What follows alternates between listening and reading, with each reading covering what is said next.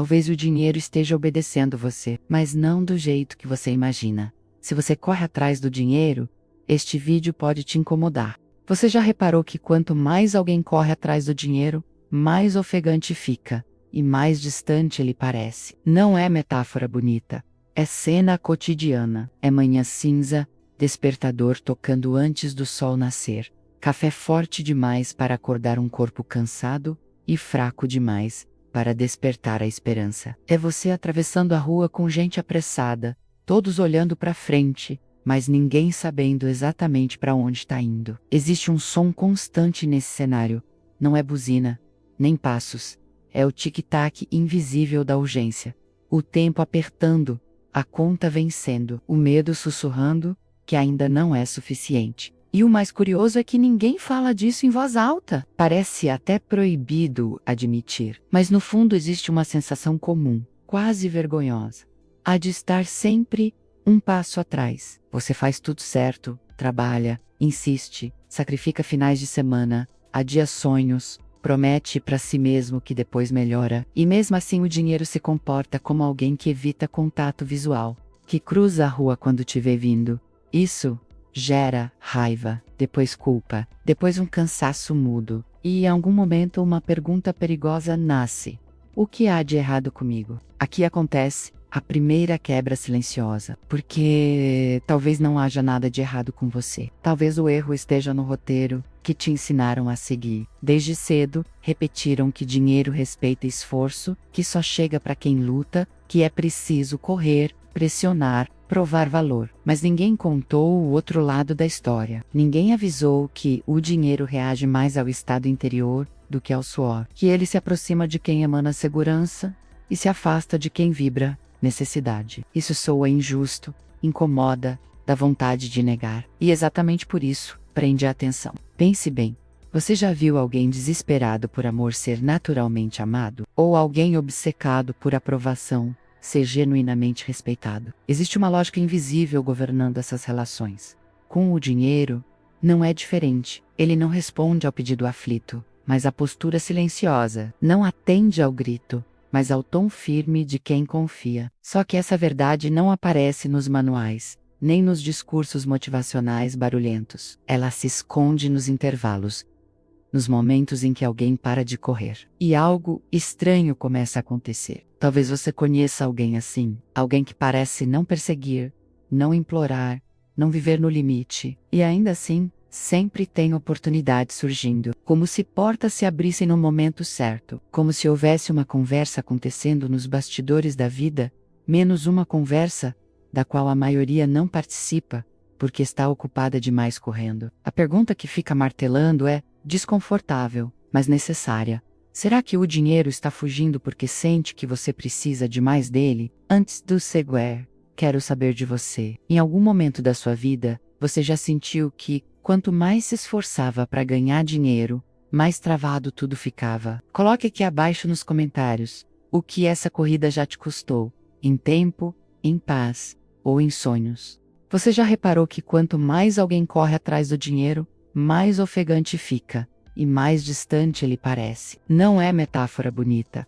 É cena cotidiana. É manhã cinza, despertador tocando antes do sol nascer. Café forte demais para acordar um corpo cansado e fraco demais para despertar a esperança. É você atravessando a rua com gente apressada, todos olhando para frente, mas ninguém sabendo exatamente para onde está indo. Existe um som constante nesse cenário. Não é buzina, nem passos. É o tic-tac invisível da urgência. O tempo apertando, a conta vencendo, o medo sussurrando, que ainda não é suficiente. E o mais curioso é que ninguém fala disso em voz alta. Parece até proibido admitir. Mas no fundo existe uma sensação comum, quase vergonhosa. A de estar sempre um passo atrás. Você faz tudo certo, trabalha, insiste, sacrifica finais de semana, adia sonhos, promete para si mesmo que depois melhora, e mesmo assim o dinheiro se comporta como alguém que evita contato visual, que cruza a rua quando te vê vindo. Isso gera raiva, depois culpa, depois um cansaço mudo, e em algum momento uma pergunta perigosa nasce: o que há de errado comigo? Aqui acontece a primeira quebra silenciosa, porque talvez não haja nada de errado com você. Talvez o erro esteja no roteiro que te ensinaram a seguir. Desde cedo, repetiram que dinheiro respeita esforço, que só chega para quem luta, que é preciso correr, pressionar, provar valor. Mas ninguém contou o outro lado da história. Ninguém avisou que o dinheiro reage mais ao estado interior do que ao suor, que ele se aproxima de quem emana segurança e se afasta de quem vibra necessidade. Isso soa injusto, incomoda, dá vontade de negar. E exatamente por isso, prende a atenção. Pense bem. Você já viu alguém desesperado por amor ser naturalmente amado? Ou alguém obcecado por aprovação ser genuinamente respeitado? Existe uma lógica invisível governando essas relações.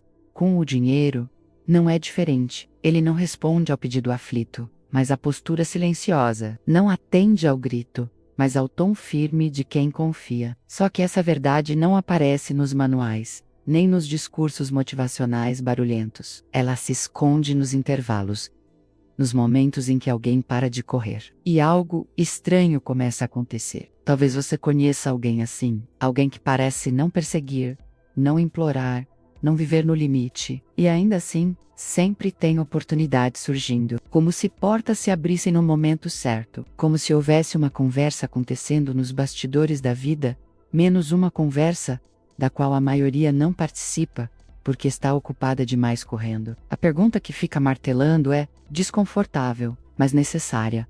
Será que o dinheiro está fugindo porque sente que você precisa de mais dele? Antes do segue, quero saber de você. Em algum momento da sua vida, você já sentiu que, quanto mais se esforçava para ganhar dinheiro, mais travado tudo ficava? Coloque aqui abaixo nos comentários o que essa corrida já te custou, em tempo, em paz ou em sonhos. A virada começa de um jeito que ninguém ensina, porque não parece prática, nem lógica, nem segura. Ela começa dentro, num ajuste silencioso de postura interna. Não é quando você ganha mais, nem quando quita tudo, nem quando finalmente sobra. É quando pela primeira vez, você para de implorar mentalmente, para de negociar com o medo, para de agir como quem corre atrás de algo que sempre foge. Existe um momento exato, e talvez você já tenha sentido isso, sem nomear, em que algo em você se endireita por dentro e pensa: eu não preciso me humilhar para existir. Essa mudança é quase invisível para quem olha de fora, mas profundamente desconcertante para quem vive, porque ela mexe com hábitos antigos, com a urgência crônica, com a crença de que só o esforço exaustivo legitima a recompensa. Florence Scovel Shinn dizia que a prosperidade responde a uma consciência preparada, não a um corpo esgotado. E isso soa estranho num mundo que glorifica o cansaço. Mas observe com honestidade. Quantas vezes você correu mais, se sacrificou mais, e ainda assim, sentiu que o dinheiro escapava por entre os dedos como areia fina? Quando a postura muda, as escolhas começam a mudar também. Não de forma radical ou cinematográfica, mas com uma firmeza calma. Você começa a dizer não sem culpa. Começa a dizer sim sem desespero. Começa a perceber oportunidades onde antes só havia ameaça. E o mais inquietante, algumas coisas que antes pareciam seguras começam a perder sentido. Certos acordos, certas rotinas, certas metas que eram quase sagradas, passam a aparecer. Pequenas, insuficientes, como roupas que já não servem mais. Esse é um ponto delicado da jornada, porque traz solidão. Nem todo mundo entende. Alguns chamam de arrogância, outros de irresponsabilidade, outros dizem que você mudou, e mudaram mesmo. Mudou a frequência interna, mudou a forma como você se posiciona diante da vida. Você deixa de pedir permissão para desejar mais paz. E isso cria um efeito curioso. O dinheiro começa a responder de outra forma, não porque você o esteja perseguindo, mas porque deixou de empurrá-lo para o lugar de salvador. Aqui acontece algo quase paradoxal. Quanto menos você age movido pelo medo da falta, mais a vida parece cooperar. Pessoas certas aparecem, ideias amadurecem, caminhos se abrem sem tanto atrito. Não é magia instantânea, é alinhamento progressivo. E isso confunde quem acredita que tudo precisa ser arrancado à força. Porque agora você não está lutando contra a corrente, está aprendendo a ler o fluxo. Mas há um detalhe que poucos percebem nesse estágio. Um detalhe sutil, quase incômodo. Quando você para de servir ao dinheiro, surge um vazio temporário. Um espaço onde, antes, existia a obsessão. E esse espaço precisa ser preenchido por algo maior, mais verdadeiro. Caso contrário, a velha dinâmica tenta voltar, disfarçada de prudência, de responsabilidade, de realismo. E é exatamente nesse ponto que a relação definitiva com o dinheiro é testada. Não pelo quanto você ganha, mas pelo que você escolhe honrar quando ninguém está olhando.